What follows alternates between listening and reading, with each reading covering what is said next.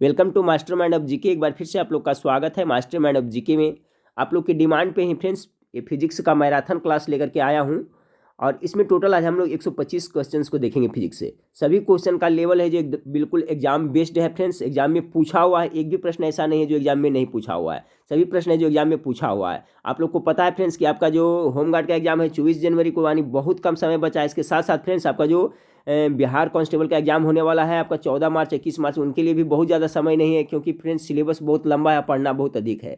तो देखिए marathon class के मैं सभी विषय को कराऊंगा फ्रेंड्स। इसके बाद मास्टर वीडियो भी आप लोग को प्रोवाइड कराऊंगा और इसका पीडीएफ भी मैं आप लोग को टेलीग्राम ग्रुप में दे दूंगा फ्रेंड्स। और टेलीग्राम ग्रुप आप लोग ज्वाइन कर लिया ताकि लास्ट में आप इसका फटाफट रिवीजन भी कर सकें। तो रिक्वेस्ट है कि चैनल को अभी तक सब्सक्राइब नहीं किए तो चैनल को सब्सक्राइब कर बेल आइकन को जरूर दबाएं ताकि महत्वपूर्ण वीडियो का नोटिफिकेशन आपको समय से मिलता रहे। ठीक है फ्रेंड्स, तो ये आपका मैराथन क्लास भौतिकी विज्ञान का पार्ट 1 है। इसमें 125 प्रश्न हम लोग देखेंगे, फटाफट देखेंगे फ्रेंड्स। देखिए इसमें जो ऑप्शन दिया हुआ 1 2 3 4 करके दिया हुआ, इससे कोई फर्क नहीं पड़ता है फ्रेंड्स। हमको क्वेश्चन को सुनना है और समझना अच्छी तरह से कि प्रश्न क्या कर रहा है और इसका उत्तर क्या होगा। ठीक है, तो पहला सवाल आपका है कि साइकिल चलाने वाला मोड़ लेते समय झुकता है, क्यों झुकता है? राइट आंसर ऑप्शन नंबर 2 हो जाएगा। ठीक है, वह झुकता है ताकि गुरुत्व केंद्र आधार के अंदर बना रहे, यह उसे गिरने से बचाए। तो राइट आंसर ऑप्शन नंबर 2 होगा। फटाफट करेंगे फ्रेंड्स क्योंकि मैराथन क्लास है, बहुत सारा आपको क्वेश्चन देखना है। सवाल नंबर 2 है आंतरिक ऊर्जा किसमें सम्मिलित नहीं होती है? तो आंतरिक ऊर्जा किसमें सम्मिलित नहीं होते? तो 2 का जो राइट आंसर होगा फ्रेंड्स ऑप्शन नंबर ए, जो नाभिकीय ऊर्जा होता है उसमें आंतरिक ऊर्जा सम्मिलित नहीं होती है। जबकि आपका घूर्णन ऊर्जा में, कंपन ऊर्जा में, गुरुत्वाकर्षण के खिंचाव से उत्पन्न ऊर्जा में आपको आंतरिक ऊर्जा सम्मिलित होती है, जबकि आपका नाभिकीय ऊर्जा में आपका आंतरिक ऊर्जा सम्मिलित नहीं होती। सवाल नंबर 2 का राइट आंसर हो जाएगा ऑप्शन नंबर ए हो जाएगा आपका 1 नंबर का।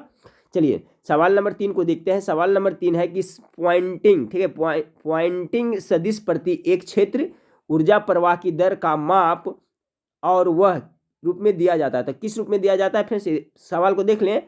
अब सभी देखिए किसी न किसी एग्जाम में पूछा हुआ है।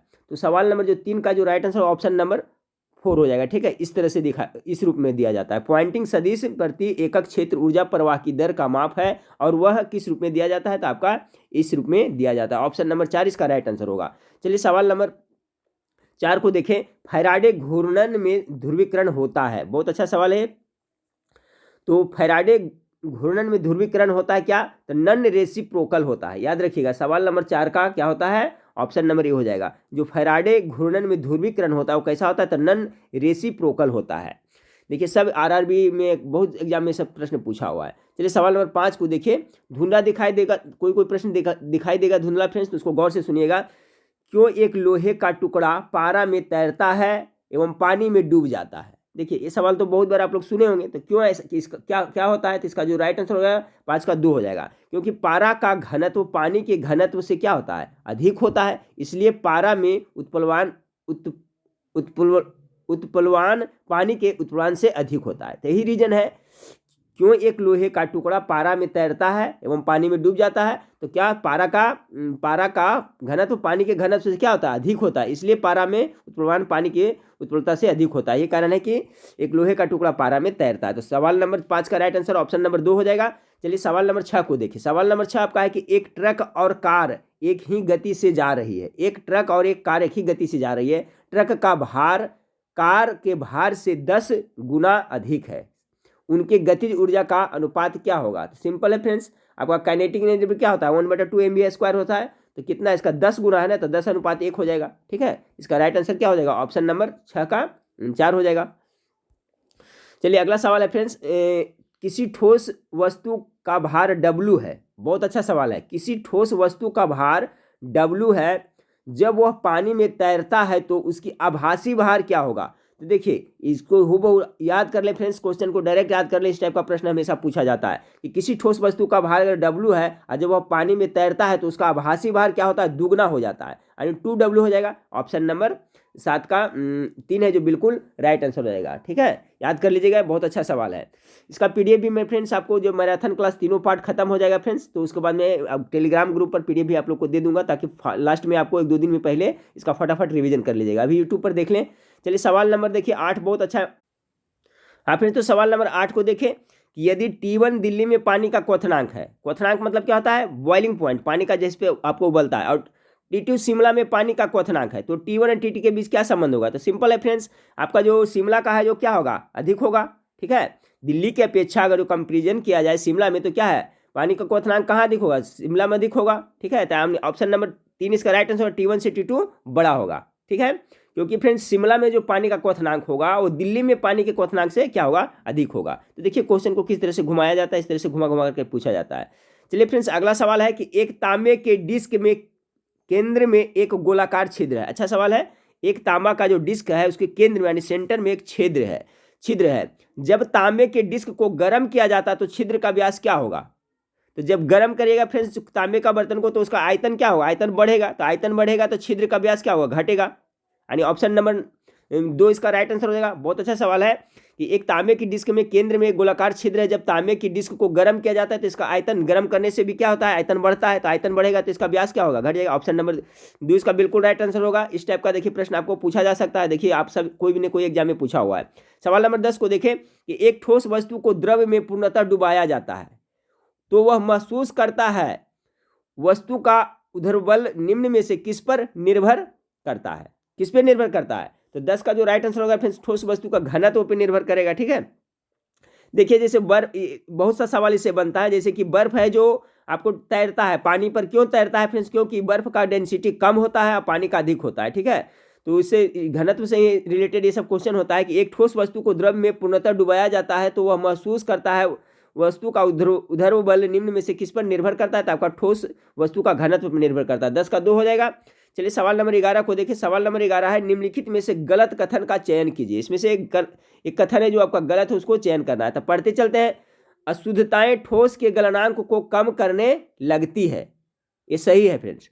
दाब की वृद्धि द्रव के क्वथनांक को ऊंचा करते हैं। जी हाँ, जैसे दाब बढ़ेगा तो द्रव का क्वथनांक भी बढ़ेगा। द्रव की वाष्पन वेग द्रव के तापमान पर निर्भर नहीं करता, ये बिल्कुल गलत है। द्रव का वाष्पन वेग बढ़ जाता है यदि द्रव का सतह पर हवा चलाई जाए। ठीक है, देखिए द्रव का वाष्पन वेग द्रव के तापमान पर निर्भर नहीं करता, ये गलत है, क्योंकि निर्भर करता है। जितना तापमान अधिक रहेगा उतना वाष्पन की क्रिया अधिक होगी। तो यही आपका 3 नंबर है जो इसका गलत है। तो देखिए इस टाइप का फिजिक्स से प्रश्न पूछा जा सकता है। सभी क्वेश्चन का लेवल अच्छा है फ्रेंड्स, पूरा देख ले मैराथन क्लास में क्वेश्चन कहाँ से पूछेगा। आप हर तरह एंगल से पढ़ के जाइए, जरूर आप सही करके आइएगा। सवाल नंबर 12 को देखें कि वह सिद्धांत जो एक पिंड द्वारा उत्प्लवक बल अनुभव करने की व्याख्या करता है जबकि वह द्रव में अवमजित कर दिया जाता है, किसके द्वारा प्रतिपादित किया गया। तो आर्किमिडीज का सिद्धांत आप लोग पढ़े होंगे फ्रेंड्स। ठीक है, आर्किमिडीज का सिद्धांत है ना। तो ऑप्शन नंबर 2 इसका राइट आंसर होगा 12 का। चलिए सवाल नंबर 13 को देखें। हाँ फ्रेंड्स, तो सवाल नंबर 13 को देखें। सवाल नंबर 13 आपका है कि किसी द्रव में एक निश्चित बिंदु पर दबाव निम्न में से किस पर निर्भर नहीं करता है, निर्भर नहीं करता है। तो आपका किसी द्रव में एक निश्चित बिंदु पर दबाव, तो आपका दिन का समय, रात दोपहर या सुबह, इस पर तो निर्भर करता है। मुक्त सतह से दिए गए बिंदु की इस पर निर्भर करता है। द्रव का डेंसिटी घनत्व भी निर्भर करता है। गुरुत्वीय त्वरण पर निर्भर नहीं करता। ऑप्शन नंबर 4 इसका राइट आंसर हो जाएगा। चलिए अगला सवाल को लेते हैं। सवाल नंबर 14 है कि तेल की एक छोटी बूंद पानी पर फैल जाती है क्यों। इसका जवाब सबको पता होगा फ्रेंड्स। तेल की एक छोटी बूंद पानी पर फैल जाती है क्यों। तो 14 का राइट आंसर क्या हो जाएगा, ऑप्शन नंबर 2, क्योंकि जल का पृष्ठ तनाव अधिक होता है। ठीक है, तेल की अपेक्षा जल का जो सरफेस टेंशन होता है वो क्या होता है, अधिक होता है। यही कारण तेल की एक छोटी बूंद पानी पर फैल जाती है क्यों, तो जल का पृष्ठ तनाव अधिक होता है। आप देखिए एक प्रश्न इससे और पूछा जाता है फ्रेंड्स कि जो मच्छरों का लार्वा होता है जो कि जल पे तैरते रहता है। ठीक है, जल पे तैरते रहता है, तो पृष्ठ तनाव के कारण ही जो स्थित जल होता है उस पर मच्छरों का लार्वा तैरता रहता है। सवाल पूछा जाता है कि किसके कारण है जो मच्छरों का लार्वा है जो पृष्ठ अस्थिर जल पर तैरते रहता है। तो पृष्ठ तनाव के कारण ही आपको तैरते रहता है। लेकिन जब उस पर क्या होता है फ्रेंड्स, उसमें जल में मिट्टी का तेल या किरासन तेल छिड़क देते हैं तो उसका क्या होता है, पृष्ठ तनाव घट जाता है, जिसके क्या होता है, लार्वा पानी में डूबकर मर जाते हैं। तो ये भी याद रखिएगा। अगला सवाल आपको सवाल नंबर 15 को देखें। सवाल नंबर 15 है कि निम्न में से कौन सापेक्षिक घनत्व का मात्रक है। सापेक्षिक घनत्व का मात्रक घनत्व हमेशा क्यू में होता है फ्रेंड्स। तो आपका जो 15 का राइट आंसर क्या हो जाएगा, ऑप्शन नंबर हो जाएगा ग्राम प्रति सेमी क्यू हो जाएगा। ठीक है, ग्राम प्रति सेमी क्यू हो जाएगा। निम्न में से कौन सापेक्षिक घनत्व का मात्रक है, तो ऑप्शन नंबर ए इसका राइट आंसर होगा। 16 को देखें। देखिए सभी प्रश्न किसी न किसी एग्जाम में पूछा हुआ है, इसलिए सबका रिवीजन ध्यानपूर्वक करें। ठीक है फ्रेंड्स, 16 नंबर सवाल है कि निम्नलिखित में कौन सी घनत्व की सही इकाई है। अब घनत्व का इकाई पूछा जा रहा है। क्या पूछा जा रहा था फ्रेंड्स? सापेक्षिक घनत्व का मात्रक, तो ग्राम प्रति सेमी क्यू हो गया। अब ये पूछा जा रहा है आपका इसमें कि निम्नलिखित में से कौन सा घनत्व की सही इकाई है, तो 16 का क्या हो जाएगा? 2 हो जाएगा। ग्राम प्रति सेमी क्यू हो जाएगा। यही निम्नलिखित में से कौन सी घनत्व की सही इकाई है, तो 16 का हो जाएगा आपका 2 हो जाएगा। ठीक है फ्रेंड्स, ग्राम सेंटीमीटर क्यू इसका राइट आंसर हो जाएगा। 16 का 2। 17 नंबर सवाल को देखें कि किस तापमान पर पानी ठोस और द्रव दोनों अवस्था में स्थित होता है, तो सभी को पता है फ्रेंड्स 0 डिग्री सेल्सियस पे क्या होता है, यानी पानी का जो गलनांक बिंदु है जो भी है आपका 0 डिग्री, और हिमांक यानी जमने का बिंदु भी 0 डिग्री है, तो ठोस द्रव यानी ऑप्शन नंबर ए इसका 17 का राइट आंसर हो जाएगा। चलिए सवाल नंबर 18 को देखें कि वृत्ताकार पथ के चारों ओर पिंड की गति किसका उदाहरण है। वृत्ताकार पथ के चारों ओर पिंड की गति किसका उदाहरण है। 18 का राइट आंसर होगा फ्रेंड्स ऑप्शन नंबर ए, समान वेग परिवर्तित त्वरण इसका उदाहरण। देखिए वृत्ताकार पथ के चारों ओर पिंड जो गति करता रहता है तो किसका है, तो वेग उसका समान होता है और त्वरण होता है जो परिवर्तित त्वरण होता है। ऑप्शन नंबर ए इसका बिल्कुल राइट आंसर होगा 18 का। चलिए सवाल नंबर 19 को देखें। सवाल नंबर 19 क्या है, सिंपल है, किलोवाट आवर एक यूनिट है, किसका है फ्रेंड्स, तो किलोवाट आवर एक यूनिट किसका है, तो 19 का राइट आंसर हो जाएगा आपका ऊर्जा का है। ठीक है, 1 किलोवाट घंटा बराबर कितना होता है, तो 1000 वाट होता है। ठीक है फ्रेंड्स, कितना होता है, 1000 वाट घंटा होता है। तो किलोवाट आवर एक यूनिट किसका है, तो ऊर्जा का है, ऊर्जा का है। सवाल नंबर 20 को देखें, किसी वस्तु का भार बराबर होता है गुरुत्वीय त्वरण और नीचे दी गई का गुणनफल किसका होता है फ्रेंड्स, तो सवाल नंबर आपका कितना है, 20 है। तो ये कह रहा है किसी वस्तु का भार बराबर होता है गुरुत्वीय त्वरण और नीचे दी गई का गुणन किसका, द्रव्यमान का हो जाएगा, mg होता है फ्रेंड्स, आप लोग सुने होंगे। तो ऑप्शन नंबर 20 का 4 राइट आंसर हो जाएगा। अगला सवाल आपका है कि दूध को मथने से क्रीम के अलग हो जाने का कारण क्या है। पहले वाला वीडियो में बता चुका हूं, इसमें कौन सा बल काम करता है, तो अपकेंद्रीय बल काम करता है, और मौत कुआं में जो होता है फ्रेंड्स उसमें क्या करता है, अभिकेंद्रीय बल काम करता है, उसमें क्या करता है, अभिकेंद्रीय। लेकिन आपका अपकेंद्रीय बल हो जाएगा, जो दूध से मक्खन निकाला जाता है वो किसके बल के कारण, अपकेंद्रीय बल के कारण। चलिए सवाल नंबर 22 को देखते हैं कि निम्न कण एक ही गतिज ऊर्जा के साथ चल रहे हैं, उसमें से सबसे अधिक संवेग किसका होगा। अच्छा सवाल है फ्रेंड्स, कह रहा है कि नीचे जो कण दिया हुआ है इसमें सभी एक ही से चल रहा है। ठीक है, निम्न कण एक ही गतिज ऊर्जा के साथ चल रहा है, इलेक्ट्रॉन भी, प्रोटॉन भी, न्यूट्रॉन भी, अल्फा कण भी, तो उनमें सबसे अधिक संवेग किसका होगा, तो अल्फा कण का होगा। अच्छा सवाल है, याद रखिएगा।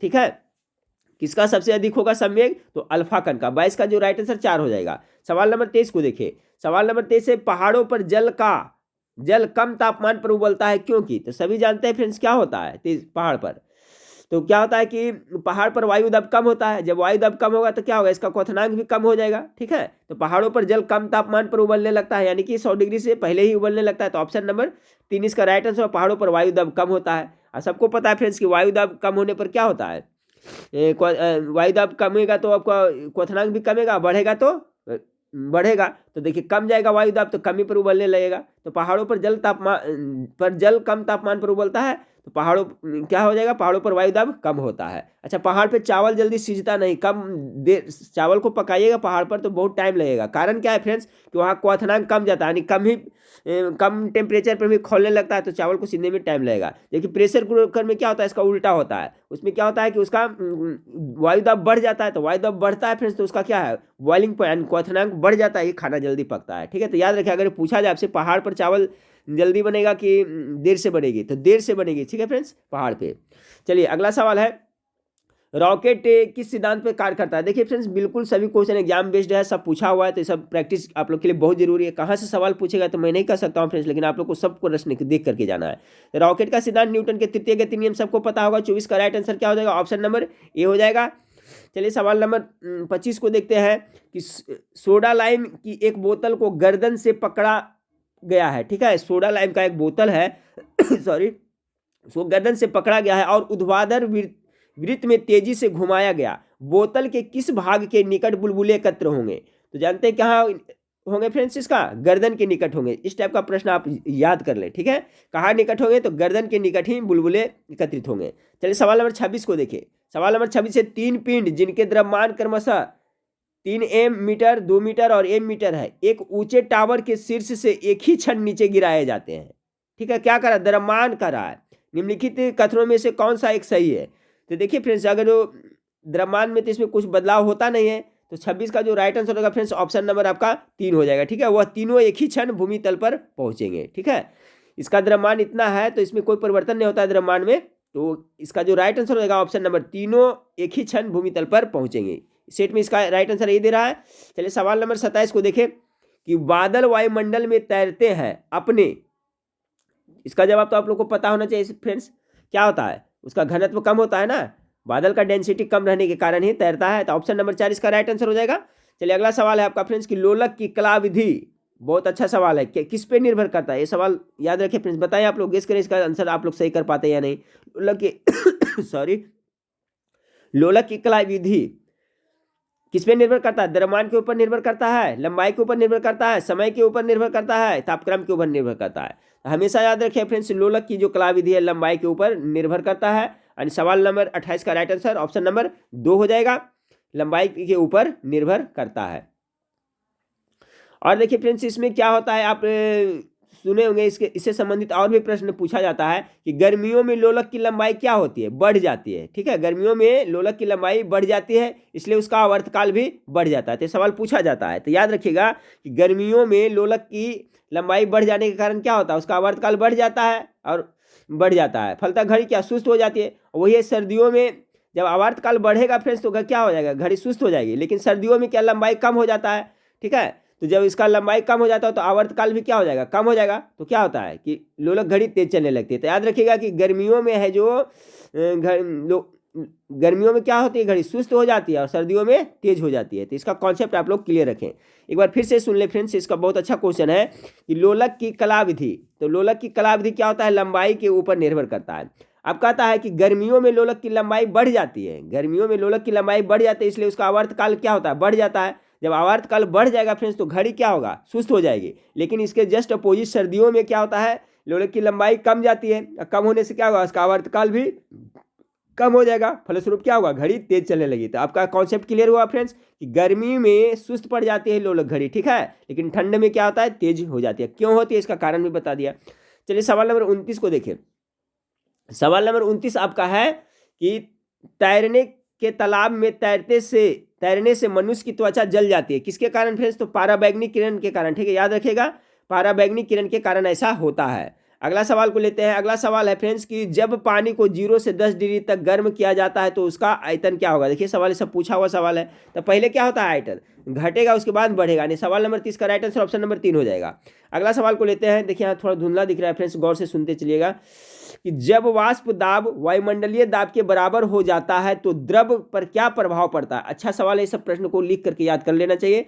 जब वाष्प दाब वायुमंडलीय दाब के बराबर हो जाता है तो द्रव पर क्या प्रभाव पड़ता है? तो 31 का जो राइट आंसर है ऑप्शन नंबर 2 है, द्रव उबलने लगता है। ठीक है, जब वाष्प दाब वायुमंडलीय दाब के बराबर हो जाता है तो द्रव पर क्या प्रभाव पड़ता है? तो ये आपका उबलने लगता है।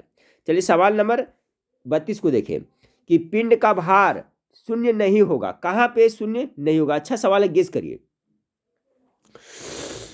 तो पिंड का जो भार है शून्य कहाँ नहीं होगा फ्रेंड्स? तो आपका पृथ्वी के केंद्र पर शून्य नहीं होगा। ठीक है, ऑप्शन नंबर 32 का ए राइट आंसर होगा। ऐसे पूछा जाता है फ्रेंड्स कि कोई भी वस्तु है तो उसका जो भार है जो सबसे अधिक कहाँ होता है? तो ध्रुवों पर सबसे अधिक होता है और विषुवत रेखा पर कम होता है। ठीक है, यानी कि विषुवत रेखा से जो जो ही हम लोग ध्रुव की ओर जाएंगे तो उस पिंड का भार में उसका भार बढ़ता जाएगा, और ध्रुव से हम लोग जब विषुवत रेखा की ओर आएंगे तो उसका भार कम होगा। तो ये इसका कॉन्सेप्ट भी आप लोग क्लियर रखें। तो यहाँ सवाल देखिए इस तरह से पूछा गया, पिंड का भार शून्य नहीं कहाँ होगा? तो आपका पृथ्वी के केंद्र पर शून्य नहीं होगा। बाकी जगह है यहाँ पर शून्य हो सकता है, लेकिन पृथ्वी के केंद्र पर शून्य कभी नहीं होगा। सॉरी। सवाल नंबर 33 को देखिए, चंद्रमा की सतह से एक चट्टान को लाया जाता है तब, देखिए सब सवाल तो बहुत बार पूछा है, बताइए क्या होगा? चंद्रमा पर से जब कोई भी चट्टान को पृथ्वी पर लाया जाता है क्या होगा? हमेशा याद रखिए फ्रेंड्स, इसका द्रव्यमान में कोई परिवर्तन नहीं होता। भार में परिवर्तन होगा लेकिन इसका द्रव्यमान बिल्कुल कांस्टेंट रहेगा, उसमें कोई बदलाव नहीं होगा। 33 का राइट आंसर ऑप्शन नंबर 2 होगा कि चंद्रमा की सतह से एक चट्टान को लाया जाता है तब इसका भार परिवर्तित हो जाता है। ठीक है, भार है जो बदल जाएगा लेकिन उसका द्रव्यमान है जो नहीं बदलेगा। तो ऑप्शन नंबर 2 इसका राइट आंसर हो जाएगा। चलिए सवाल नंबर चिमटा का आप नाम सुनोगे फ्रेंड्स, फायर टोग्स, ठीक है। चिमटा को क्या कहते हैं? फायर टोग्स, जिससे इसे पकड़ते हैं। किस प्रकार के उत्तोलक का उदाहरण है? अच्छा सवाल है फ्रेंड्स, इस टाइप का सवाल पूछा जा रहा है आजकल। तो 34 का राइट आंसर हो जाएगा ऑप्शन नंबर 3, तृतीय प्रकार का है, ठीक है। चिमटा है जो किस प्रकार के उत्तोलक का उदाहरण है, तो याद रखिएगा चिमटा तृतीय प्रकार का। आज से याद रखिए फ्रेंड्स, आपको चिमटा कितना लेना है? तो 3 चिमटा लेना है, ठीक है। चिमटा आपको कितना खरीदना है? तो 3 चिमटा। अब इससे संबंधित अगर जो पूछे कि चिमटा किस प्रकार के उत्तोलक का उदाहरण है, तो कम से कम 3 चिमटा खरीदना, याद रखिएगा फ्रेंड्स, तो आपको तृतीय प्रकार का आ जाएगा। यानी 3 प्रकार का आपको चिमटा खरीदना है। तो चिमटा किस प्रकार का उत्तोलक का उदाहरण है? तो तृतीय प्रकार का, यानी 3 प्रकार का आपको चिमटा खरीदना है। चलिए अगला सवाल को लेते हैं, 35 नंबर सवाल को लेते हैं।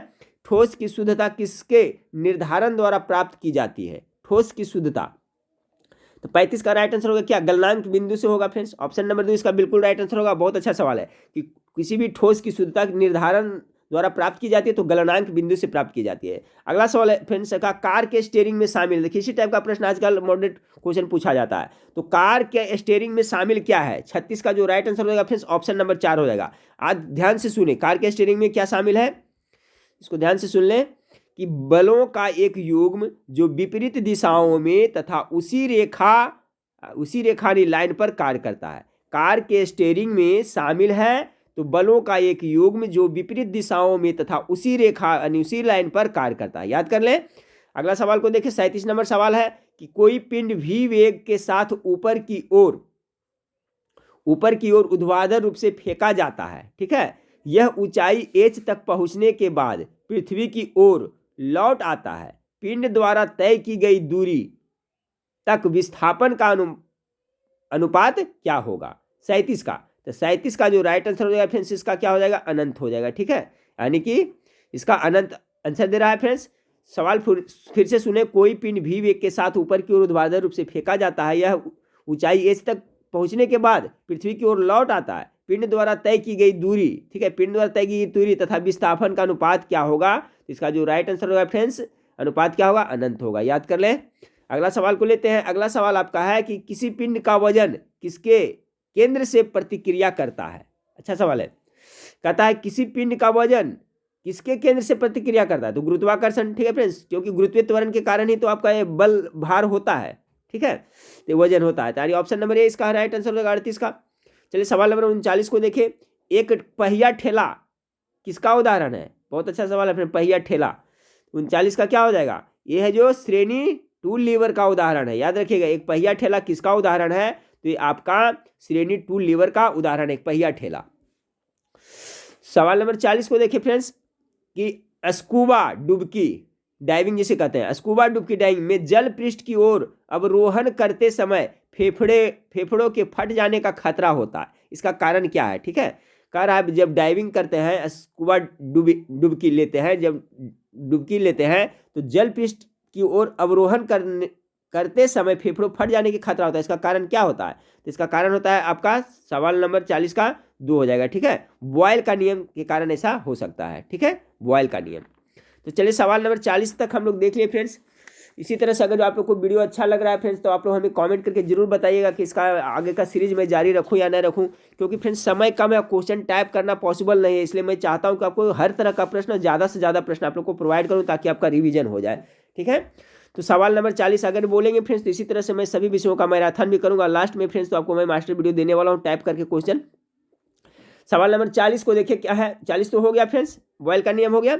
अब चलिए सवाल नंबर 41 को देखते हैं। सवाल नंबर 41 आपका है कि इनर्शिया, ठीक है, इनर्शिया फोर्स और विस्कस फोर्स के अनुपात को क्या कहते हैं? देखिए सब क्वेश्चन टफ है फ्रेंड्स, आप लोग बोल रहे थे क्वेश्चन का लेवल थोड़ा टफ, देखिए इसमें आपको हर एक तरह का क्वेश्चन मिल रहा है। इनर्शिया फोर्स और विस्कस फोर्स के अनुपात को क्या कहते हैं? 41 का राइट आंसर हो जाएगा रेनॉल्ड संख्या कहते हैं। क्या कहते हैं इसे?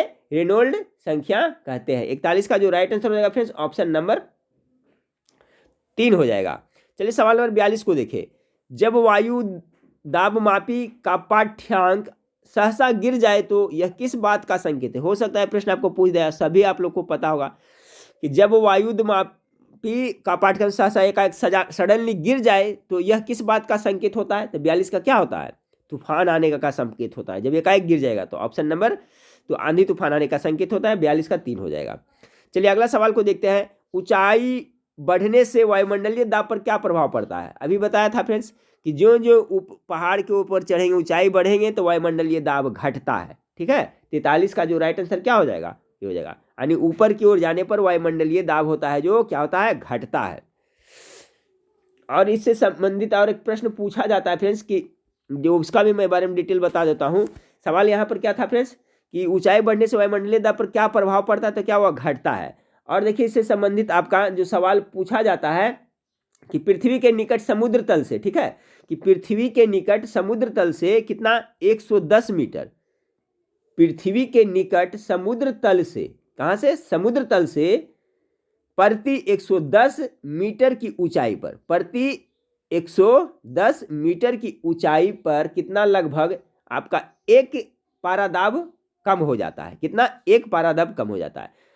सवाल को फिर से देखिए, इसको समझने की कोशिश करें कि पृथ्वी के निकट जो समुद्र है, तल है, वहां से प्रति 110 मीटर की ऊंचाई जब ऊपर जाइएगा तो लगभग एक, कितना, एक पारादाब कम हो जाता है। ठीक है, कितना कमता है, तो एक पारादाब कमता है, कितना, 110 मीटर ऊंचाई पर, कहाँ, समुद्र तल से ऊपर जब बढ़ेंगे तो एक पारादाब है जो कमता है। ठीक है, तो कॉन्सेप्ट क्लियर, ये भी याद रखिएगा। तो ही करा है, ऊंचाई बढ़ने पर वायुमंडलीय दाब का क्या प्रभाव पड़ता है, तो घट जाता है। और कितना घटता है फ्रेंड्स, तो अभी मैंने बताया कि प्रति 110 मीटर ऊंचाई जाने पर एक पारादाब घट जाता है। तो ये भी जरूर आप याद रखें, कहाँ से, समुद्र तल से। चलिए सवाल नंबर 44 को देखें। सवाल नंबर 44 आपका है फ्रेंड्स कि निम्नलिखित में से किस मामले में गतिज ऊर्जा का प्रयोग काम करने के लिए किया जा रहा है। देखिए अच्छा सवाल, इसी टाइप का सवाल आपको पूछा जाएगा घुमा कर करके। तो इसका हो जाएगा पवन चक्की द्वारा गेहूं के दाने को पीसना। अब यहाँ पर देख ले, कुछ दूरी तय करने के लिए साइकिल का पैडल चलाना नहीं, कुछ दूरी तय करने के लिए कार चलाना नहीं, झील में नौका चलाना नहीं। कहा निम्नलिखित में से किस मामले में गतिज ऊर्जा का प्रयोग काम करने के लिए किया जा रहा है, तो पवन चक्की द्वारा गेहूं के दाने पीसना इसमें किया जा रहा है। सवाल नंबर 44 का राइट आंसर 3 हो गया। सवाल नंबर 45 को देखिए फ्रेंड्स। सवाल नंबर 45 है, 1 किग्रा वायु को संपीड़ित करने के लिए किया गया कार्य न्यूनतम होगा जब सूचकांक का मान कितना होगा। तो ये सब प्रश्न तो आप याद कर ले लिख कर करके, कि हूबहू पूछा जाता है। तो 45 का जो राइट आंसर होगा फ्रेंड्स आपका ऑप्शन नंबर 3 यानी 1.41 बनेगा। नॉमरिकल है, इसको सोल्व करिएगा, थोड़ा लंबा होगा फ्रेंड्स, लेकिन इसका राइट आंसर हो जाएगा आपका 1.41। चलिए सवाल नंबर 46 को देखें। न्यूटन के गति के नियम लागू होते हैं जब पदार्थ की प्रकृति होती है, कैसी होती है, तो कण प्रकृति होती है। अच्छा सवाल है, जब कण प्रकृति होगी तभी न्यूटन के गति का नियम लागू होगा। तरंग प्रकृति, द्वैत प्रकृति और ये सब इसमें लागू नहीं होता। याद कर ले, न्यूटन के गति के नियम लागू होते हैं जब पदार्थ की प्रकृति कैसी होती है, तो कण प्रकृति होती है। अगला सवाल को लेते हैं, 47 नंबर सवाल है, यदि किसी कण का वेग समय ग्राफ इतना द्वारा निरूपित हो तो कण चल रहा है।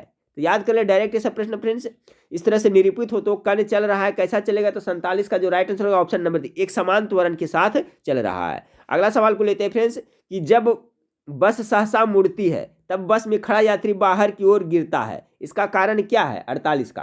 तो 48 का क्या हो जाएगा फ्रेंड्स, सबका गति का जड़त्व के नियम है ना, कि जैसे बस में खड़ा है, एकाएक बस रुक जाते हैं तो आगे की ओर झुक जाते हैं, तो न्यूटन के प्रथम गति के नियम के कारण होता है। यानी न्यूटन की जो प्रथम गति नियम है उसको क्या कहते हैं, जड़त्व का, गति का जड़त्व नियम भी कहते हैं। और पूछा जाता है फ्रेंड्स कि किस गति से, न्यूटन के किस गति से बल का परिभाषा मिलता है, तो आपको न्यूटन के प्रथम गति के नियम यानी जड़त्व के नियम से बल की परिभाषा मिलता है। तो इसका जवाब देखिए घुमा करके पूछा है, इसका राइट आंसर क्या हो जाएगा, गति का जड़त्व नियम। 48 का 2 हो जाएगा।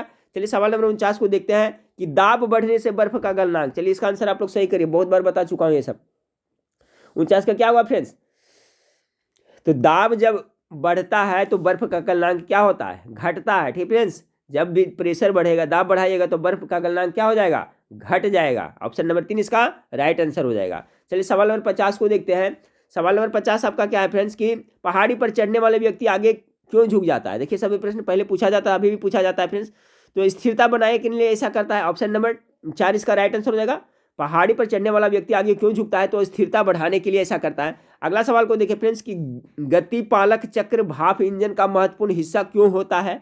51 का जो राइट आंसर होगा ऑप्शन नंबर 2, गति को समान रखने में इंजन की सहायता करता है। गतिपालक चक्र जो होता है भाप इंजन का महत्वपूर्ण हिस्सा इसलिए होता है क्योंकि गति को समान रखने में इंजन की वो सहायता करता है। अगला सवाल को लेते हैं, 52 नंबर सवाल है कि बहुत ऊंचाई पर वायु कंप्रेसर का निष्पादन समुद्र तल की तुलना में क्या होगा। बहुत ऊंचाई पर वायु कंप्रेसर का निष्पादन समुद्र की तुलना में क्या होगा।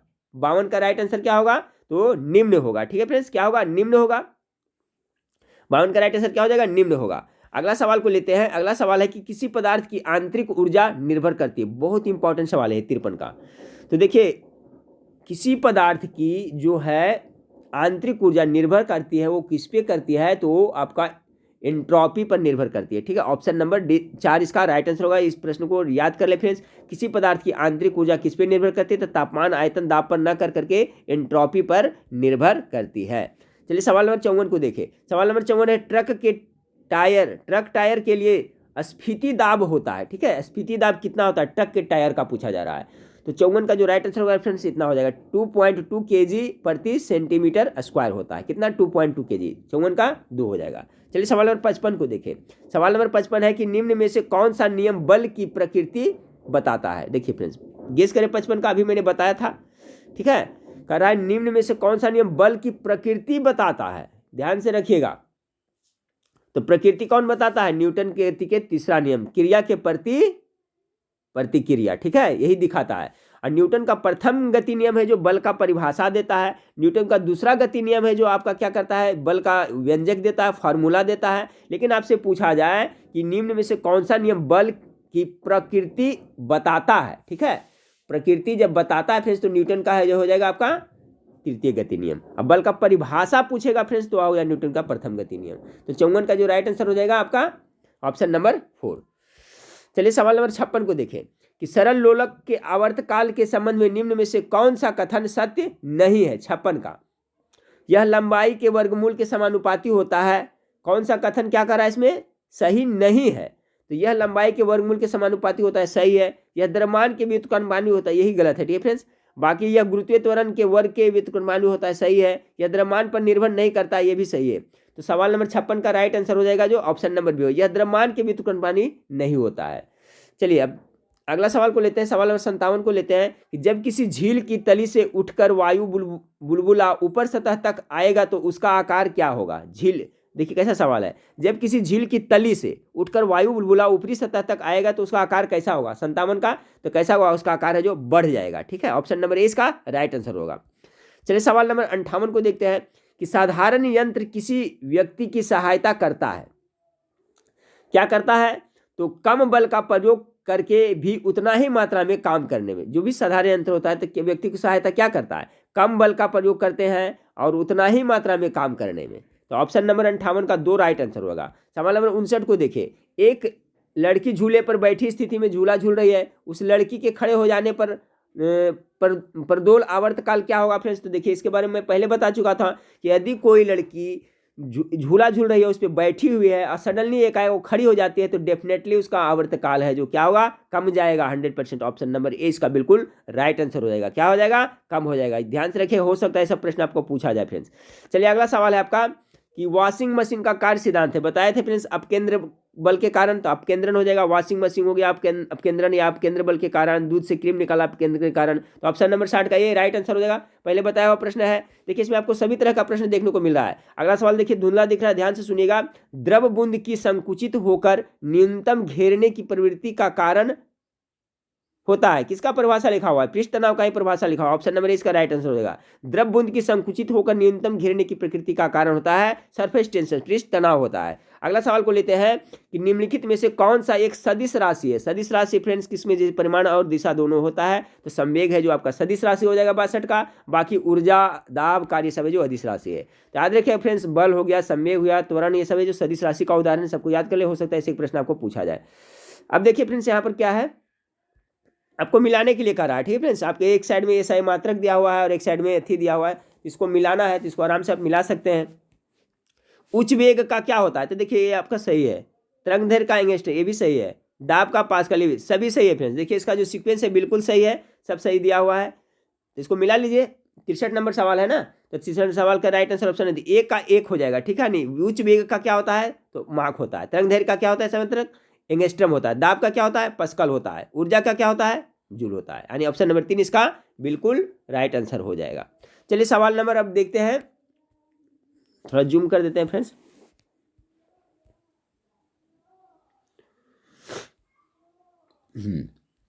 करा एक शिकारी एक पेड़ की शाखा पर बैठे एक बंदर की भौहें के बीच एक बिंदु पर अपनी बंदूक का निशाना साधता है। जैसे ही वह गोली दागता है बंदर नीचे कूद जाता है, गोली क्या होगा? देखिए इस टाइप का सवाल आपको पूछा जा सकता है। तो 64 का क्या होगा फ्रेंड्स? ऑप्शन नंबर 3 हो जाएगा, बंदर पर लक्ष्य किए गए बिंदु से ऊपर आघात करेगी। ठीक है, बंदर जब जैसे ही बंदर नीचे कूद जाएगा तो क्या होगा? ऊपर आघात करेगी। ठीक है, एक शिकारी एक पेड़ की शाखा पर बैठे एक बंदर की भौवें के बीच एक बिंदु पर अपनी बंदूक का निशाना साधता है, जैसे ही वह गोली दागता है बंदर नीचे कूद जाता है, तो क्या होगा? बंदर पर लक्ष्य किए गए बिंदु से ऊपर आघात करेगी। कहाँ? ऊपर। नीचे कूदेगा तो ऊपर आघात करेगा। ठीक है, ये सब पढ़ के रखे, रिवीजन करके रखे फ्रेंड्स, इस टाइप का प्रश्न आएगा तो आप बना सकते हैं। 65 नंबर सवाल है, यदि पृथ्वी का द्रव्यमान वही रहे, ठीक है, और त्रिज्या 1% कम हो जाए चाहे, तो तब पृथ्वी के तल पर जी का मान कितना होगा? ठीक है, तो इसको देखिए डायरेक्ट आप लोग याद कर लीजिएगा, इस टाइप का सवाल को आप लोग डायरेक्ट याद कर लें। ठीक है, 65 का राइट आंसर हो जाएगा कितना? 2% बढ़ जाएगा। याद कर लें, यदि पृथ्वी का द्रव्यमान वही रहे और त्रिज्या 1% कम हो जाए, त्रिज्या कितना 1% कम हो जाए, तब पृथ्वी के तल पर जी का मान कितना? 2% बढ़ जाता है। ये सब प्रश्न आपको डायरेक्ट याद कर लीजिए।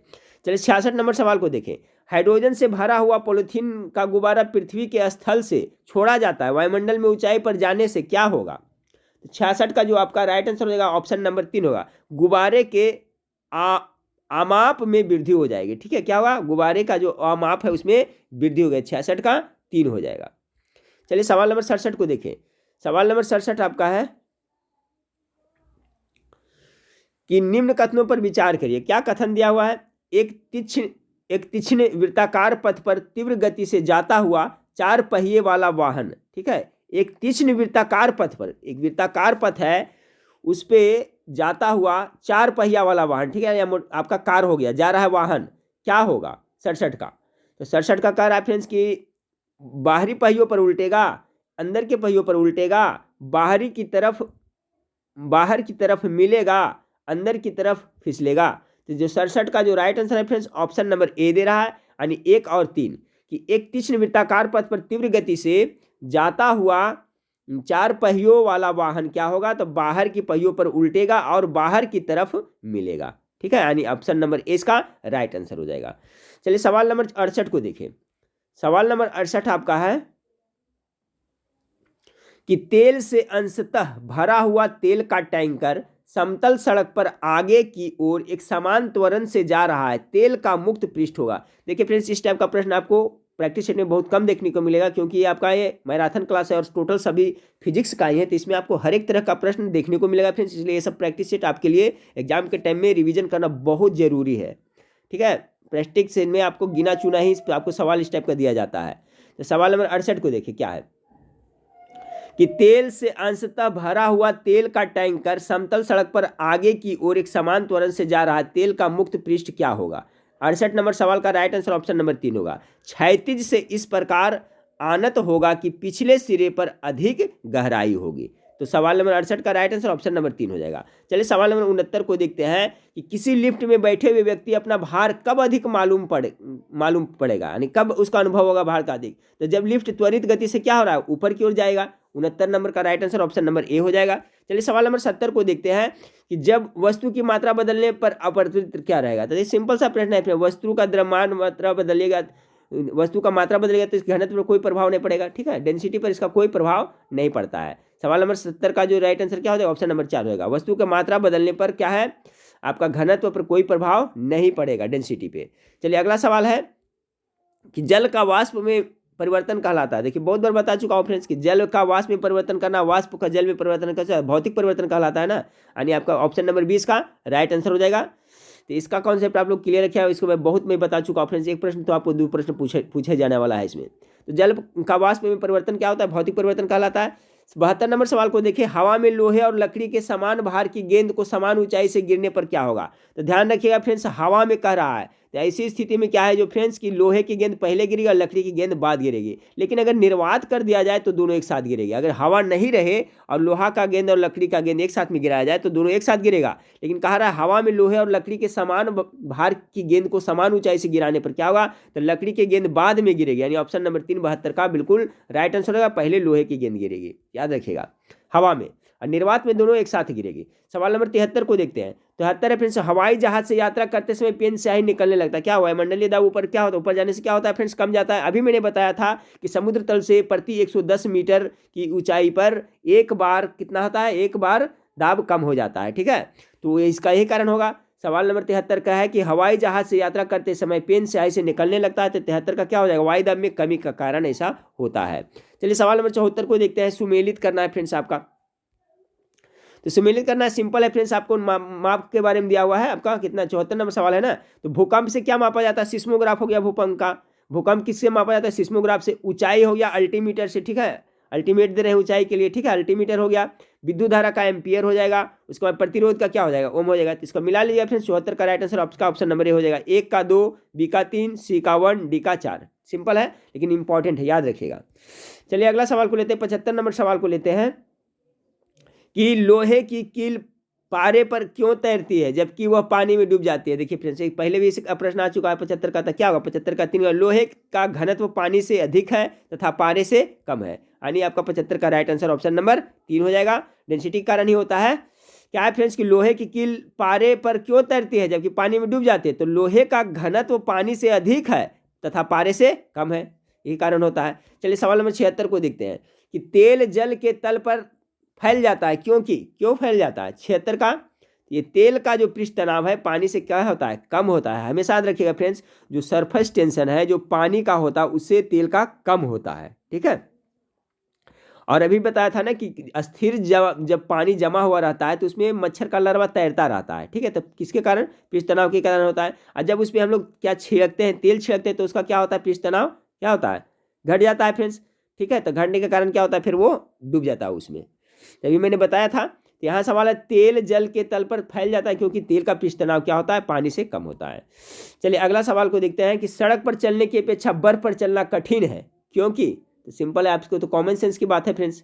बर्फ में सड़क की अपेक्षा क्या होता है? घर्षण कम होता है। हम लोग चलते हैं किसके? घर्षण बल के कारण चलते हैं फ्रेंड्स। देखिए अगर घर्षण नहीं होगा ना तो हम लोग गिर जाएंगे। इस चिकनाहट जगह पर हम लोग को पैरों और जमीन के बीच घर्षण कम होता है, ये कारण वहाँ पर हम फिसल जाते हैं। तो बर्फ पे क्या घर्षण कम होता है, तो सड़क पर चलने की अपेक्षा बर्फ पर चलना कठिन है क्योंकि बर्फ में सड़क की अपेक्षा घर्षण कम होता है। चलिए सवाल देखिए, एक भी प्रश्न ऐसा नहीं है फ्रेंड्स जो कि आपका एग्जाम में नहीं पूछा हुआ। आप देख सकते हैं सभी प्रश्न पूछा हुआ है, इसलिए प्रश्न कहाँ से रहेगा? आप लोग सिलेबस कवर करके जाए। 78 नंबर सवाल आप लोग के सामने फ्रेंड्स, लोलक घड़ियां गर्मियों में क्यों सुस्त हो जाती है? देखिए फ्रेंड्स, इसके बारे में मैंने अभी आपको डिटेल बताया था। इसमें से बहुत तरह का सवाल पूछा जाता है फ्रेंड्स। तो देखिए आप सब एंगल से पढ़ें, कैसा क्वेश्चन पूछा जाएगा, किस तरह से घुमा करके पूछा जाता है, तो इसलिए आप लोग डिटेल से पढ़ें, बेसिक कॉन्सेप्ट क्लियर रखें। चलिए इसका जवाब आप लोग सही करें। लोलक घड़ियां गर्मियों में क्यों सुस्त हो जाती है? 78 का राइट आंसर क्या होगा? इसका राइट आंसर ऑप्शन नंबर 3 हो जाएगा। लोलक की लंबाई बढ़ जाती है जिसमें इकाई दोलन में लगा हुआ समय बढ़ जाता है। अभी मैंने बताया था ना फ्रेंड्स कि लोलक घड़ियां है, गर्मियों के दिन में क्या होता है? इसका लंबाई बढ़ जाती है लोलक की, तो इसे बढ़ने से क्या होता है? सुस्त हो जाती है। ठंडा के दिन में क्या होता है? ये इसका कम जाती है लंबाई, तो यह तेज हो जाती है। तो याद रखिएगा, लोलक घड़ियां जो गर्मियों में सुस्त होती है और ठंडे में अधिक चलती है। तो कारण क्या है? तो लोलक की लंबाई बढ़ जाती है जिससे इसका दोलन में लगा हुआ समय बढ़ जाता है। तो सवाल नंबर 78 का राइट आंसर हो गया आपका ऑप्शन नंबर 3 हो गया। चलिए सवाल नंबर 79 को देखें। ऊंचाई की जगहों का पानी 100 डिग्री सेल्सियस सेंटीग्रेड के नीचे के तापमान पर क्यों उबलने लगता है?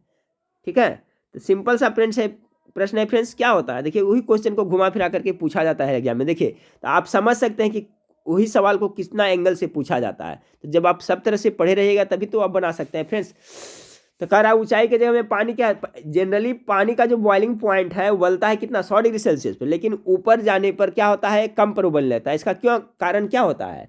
तो वायुमंडलीय दाब क्या कम जाता है ना, option number A right answer हो जाएगा। क्योंकि वायुमंडलीय दाब कम हो जाता है, उबलने का बिंदु नीचे आ जाता है।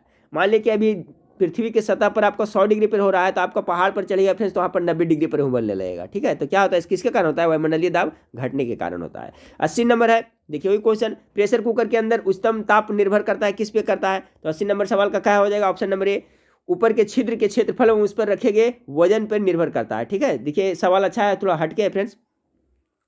प्रेशर कुकर के अंदर का उच्चतम ताप निर्भर किस पे करता है? तो ऊपर के छिद्र के क्षेत्रफल एवं उसके पर रखे हुए वजन वजन पर निर्भर करता है। और पूछा जाता है फ्रेंड्स क्या कि प्रेशर कुकर में खाना क्यों जल्दी बन जाता है, तो क्योंकि प्रेशर कुकर में दाब वायुमंडल दाब है जो बढ़ जाता है, दाब बढ़ने के कारण क्या होता है आपका क्वथनांक भी बढ़ जाता है, इसलिए खाना जल्दी पक जाता है। तो ये सवाल है आपका, ये 80 नंबर को एक बार फिर से सुन लें। प्रेशर कुकर के अंदर उच्चतम ताप निर्भर करता है, तो ऑप्शन नंबर ए इसका राइट आंसर हो जाएगा। ऊपर के छेद के क्षेत्रफल है वो उस पर रखे गए वजन का।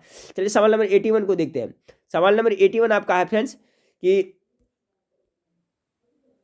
देखिए वीडियो को आप लोग फुल स्क्रीन में देखिएगा फ्रेंड्स तो आपको अच्छी तरह से दिखाई देगा। पृथ्वी के परितः घूमने वाले कृत्रिम उपग्रह से बाहर गिराई गई गेंद क्या होगा? 81 का राइट आंसर ऑप्शन नंबर 4 है। पृथ्वी के परितः उपग्रह के समान आवर्तकाल के साथ उसी के साथ घूमते रहेंगे। जी हाँ, पृथ्वी के परितः घूमने वाले यानी पृथ्वी के जो चारों ओर पृथ्वी कोई उपग्रह घूम रही है उस पर से गेंद अगर गिरा दीजिएगा तो क्या होगा कि जिस तरह से वो घूम रहा है उसी तरह पृथ्वी के परितः उपग्रह के समान ही आवर्तकाल के साथ वो भी गेंद भी साथ साथ में घूमने लगेगी। सवाल नंबर 82 को देखें। साबुन के बुलबुले के अंदर का दाब क्या होता है? चलिए 82 का गेस करिए। तो क्या होता है, जो साबुन के बुलबुले के अंदर का दाब होता है वो वायुमंडलीय दाब से क्या होता है? अधिक होता है। ऑप्शन नंबर ए बिल्कुल राइट आंसर है। इसे जरूर याद रखिएगा फ्रेंड्स कि साबुन के जो बुलबुला आपने देखा होगा तो उसके अंदर जो दाब होता है वो वायुमंडलीय दाब से क्या होता है? अधिक। हाँ फ्रेंड्स, तो सवाल नंबर 83 देखिए। सवाल नंबर 83 आपका कि कार्य का मात्रक क्या है? तो 83 का जो राइट आंसर क्या हो जाएगा फ्रेंड्स? जूल हो जाएगा। 83 बजाय 84 होना चाहिए फ्रेंड्स, 88 लिखा गया है इसमें। 83 बाय 84 होगा यहाँ पे। तो 1 हॉर्स पावर में कितने वाट होते हैं? सभी जानते हैं फ्रेंड्स कितने वाट होते हैं? 746 वाट होते हैं, यानी ऑप्शन नंबर 3 इसका राइट आंसर हो जाएगा। चलिए अगला सवाल को लेते हैं। अगला सवाल आपका है 84 हो गया फ्रेंड्स, उसके बाद में 85 नंबर सवाल आपका है सॉरी। एक नदी में चलता हुआ जहाज समुद्र में आता है तब जहाज खालिस्तान क्या होगा फ्रेंड्स? देखिए ये सवाल भी बहुत बार एग्जाम में रिपीट हुआ है, इसका राइट आंसर गेस करें आप लोग। 85 का क्या होगा कि एक नदी में चलता हुआ जहाज समुद्र में आता है तब जहाज। 85 का जो राइट आंसर होगा ऑप्शन नंबर 2 थोड़ा ऊपर उठ जाएगा। ठीक है फ्रेंड्स, एक नदी में चलता हुआ जहाज समुद्र में आता है तब क्या होगा? थोड़ा सा वो ऊपर उठ जाएगा। सवाल नंबर 86 को देखें। सवाल नंबर 86 आपका है कि किसी एक पिंड का तापमान निम्नलिखित में से किसका सूचक है? किसी एक पिंड का तापमान निम्नलिखित में से किसका सूचक है? तो चलिए फ्रेंड्स इसका राइट आंसर क्या होगा? 86 का जो राइट आंसर ऑप्शन नंबर 4 हो जाएगा। ठीक है, क्या किसका है? तो पिंड के अणुओं की औसत गतिज ऊर्जा का है। किसी एक पिंड का तापमान निम्नलिखित में से किसका सूचक है? तो इसका जो राइट आंसर हो जाएगा पिंड के अणुओं की औसत गतिज ऊर्जा का। अगला सवाल को लेते हैं 87 का। 87 नंबर सवाल है कोई भी नाव डूब जाएगी यदि वह पानी हटाती है अपने क्या अपने भार के बराबर हटाएगी तो डूब जाएगी फ्रेंड्स। ठीक है, ऑप्शन नंबर डी इसका राइट आंसर। अच्छा सवाल है सॉरी।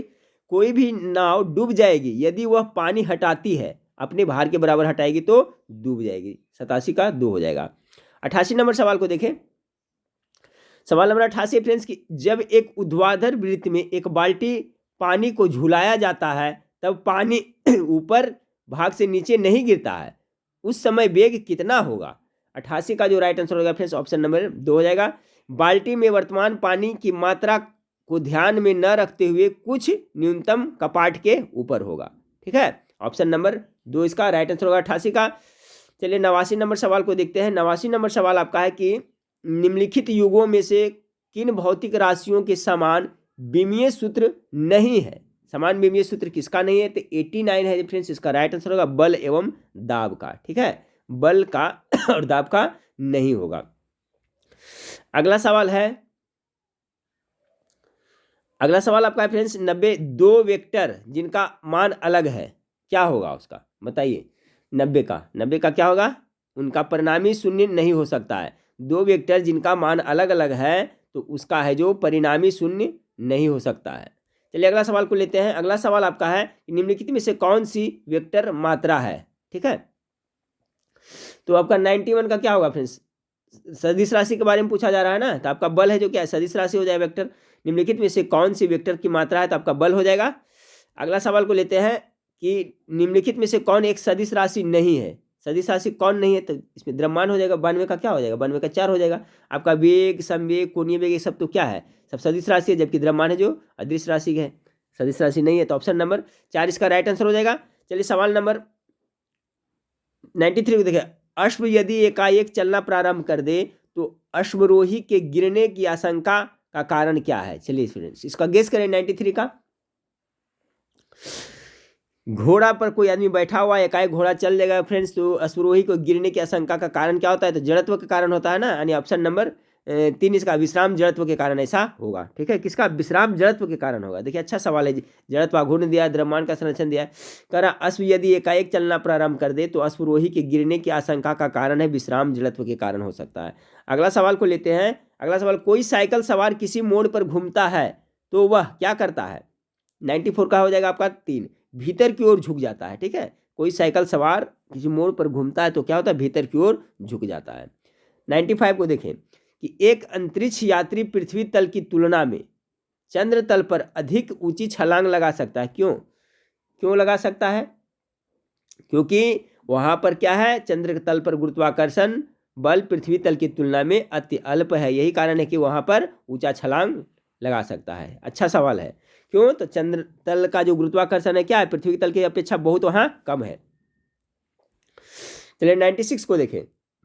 शून्य में स्वतंत्र रूप से गिरने वाली वस्तुओं की, शून्य में स्वतंत्र रूप से कर रहा है तो क्या होगा? 96 का समान त्वरण होगा। शून्य में जब स्वतंत्र रूप से कोई भी वस्तु गिरेगा तो क्या त्वरण समान होगा। 97 को देखें। क्रिकेट सॉरी क्रिकेट का खिलाड़ी तेजी से आती हुई बॉल को क्यों अपने हाथ को पीछे खींचकर पकड़ता है? ये सवाल भी बहुत बार रिपीट होता है। क्यों? क्योंकि बॉल विश्राम की स्थिति में आ सकती है और उन्हें चोट कम लगेगी। यानी ऑप्शन नंबर 97 का ए राइट आंसर हो जाएगा फ्रेंड्स। ठीक है, बॉल विश्राम की स्थिति में आ सकती है और उससे क्या उनको चोट कम लगेगी। 98 को देखते हैं। 98 आपका है फ्रेंड्स, एक सीधी रेखा के साथ गतिमान कण के लिए विस्थापन x समय t पर निर्भर करता है। जब इतना बराबर इतना है, इसे प्रारंभिक त्वरण तथा इसके प्रारंभिक वेग का अनुपात पर निर्भर करता है। तो इसका जो राइट आंसर क्या होगा फ्रेंड्स, मैं बता देता हूँ, नंबरिकल है 3 हो जाएगा। ठीक है, केवल बीटा तथा गामा पर होगा। अगला सवाल को लेते हैं। अगला सवाल आपका है कि जब 2 किग्रा वाले द्रव्यमान 5 न्यूटन का बल लगाया जाता है तो उत्पन्न होने वाला त्वरण कितना होगा? 99 का जो राइट आंसर होगा फ्रेंड्स, ऑप्शन नंबर ए होगा, 2.5 मीटर प्रति सेकेंड स्क्वायर होगा। ठीक है, याद कर लीजिएगा। 2 किग्रा वाले द्रव्यमान पर 5 न्यूटन का बल लगाया जाता है तो कितना हो जाएगा? तो उत्पन्न होने वाला त्वरण होगा 2.5 मीटर प्रति सेकेंड स्क्वायर। त्वरण का ऐसा मात्रक क्या होता है? तो मीटर प्रति सेकेंड स्क्वायर होता है फ्रेंड्स, याद रखिएगा। चलिए सवाल नंबर 100 को देखते हैं। एक आयतन समतल के सहारे लकड़ी के ब्लॉक का ऊपर खींचकर पहुंचाना आसान होता है। देखिए, एक आनत समतल के सहारे लकड़ी के ब्लॉक को ऊपर खींचकर पहुंचाना आसान होता है, जबकि ऊर्ध्वाधर उठाकर इसका जब होता है बजाय ऊर्ध्वाधर उठाकर इसका प्रमुख कारण क्या है? एक क्वेश्चन एक बार फिर से समझे फ्रेंड्स। कह रहा है कि एक आनत समतल के सहारे लकड़ी के ब्लॉक के ऊपर खींचकर आसान होता है बजाय किसके? ऊर्ध्वाधर। ऊर्ध्वाधर में करिएगा तो क्या होता है? उसमें कठिन होता है, इसमें कम होता है। तो ऐसा क्यों होता है? इसका कारण पूछा जा रहा है। तो 100 का जो राइट आंसर होगा फ्रेंड्स, ऑप्शन नंबर ए हो जाएगा। भार के केवल एक हिस्सा को संभालने रखना होता है, यही कारण होता है। ठीक है, चलिए सवाल नंबर 101 को देखें।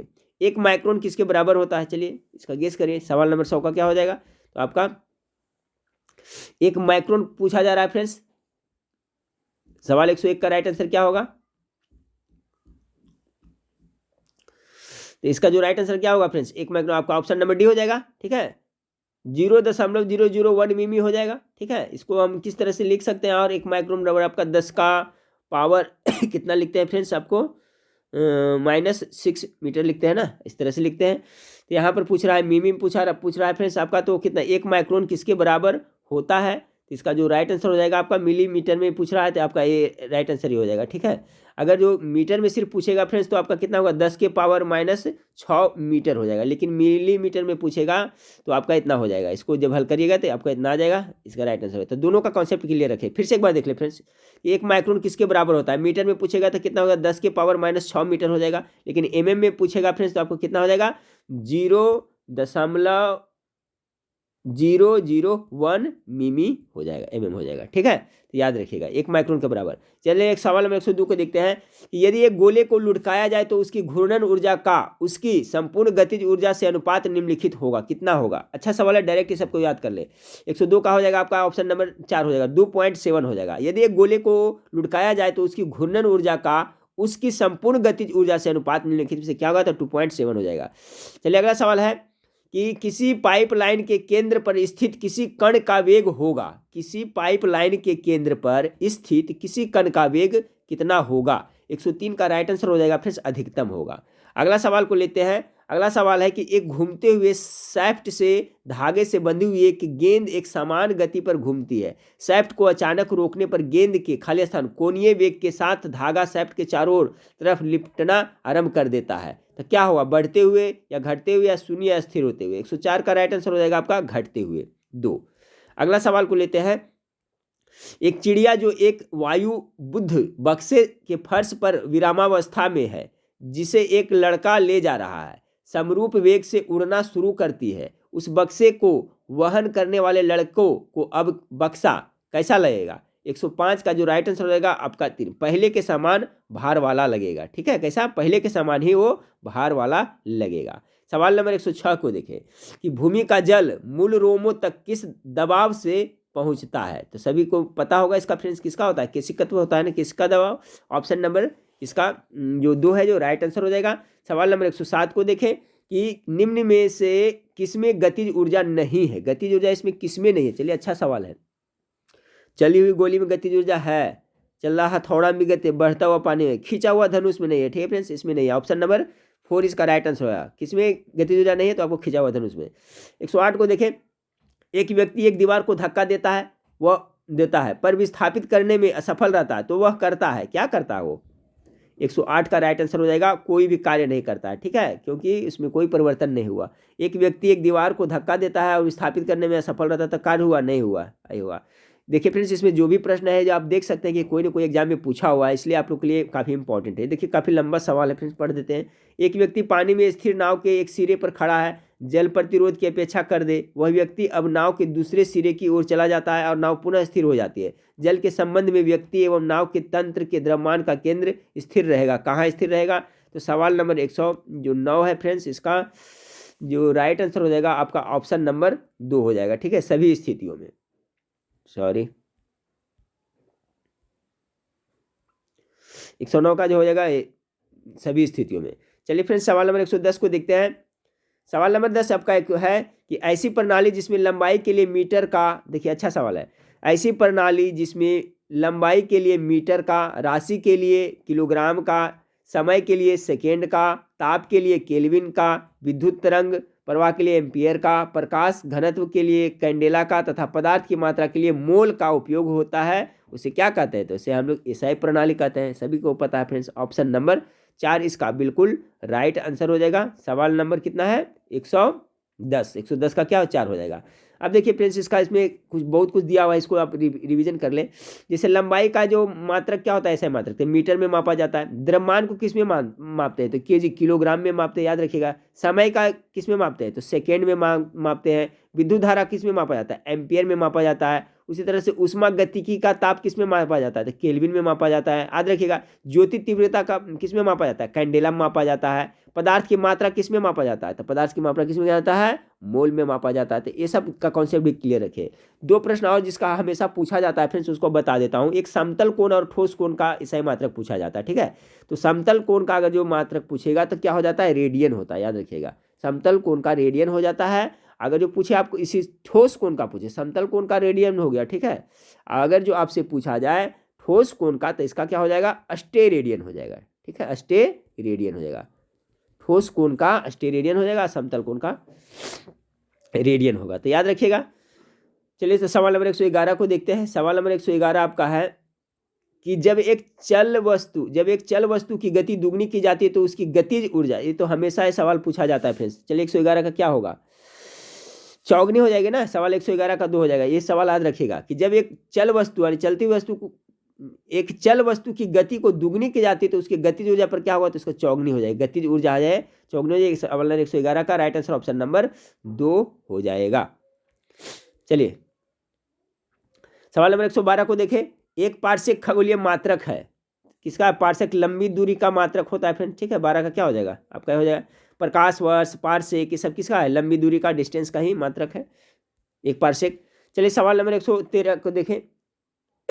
जब कोई वस्तु, थोड़ा जूम लेते हैं फ्रेंड्स, जब कोई वस्तु पिंड एक वृत्त के अनुचर गति से चलती है तो क्या होता है? 113 का राइट आंसर हो जाएगा ऑप्शन नंबर डी। उसका वेग सदैव एक सा रहता है। जब कोई वस्तु पिंड या वस्तु एक वृत्त के अनुचर गति से चलती है तो उसका है जो वेग सदैव एक समान रहता है। चलिए सवाल नंबर 114 को देखें।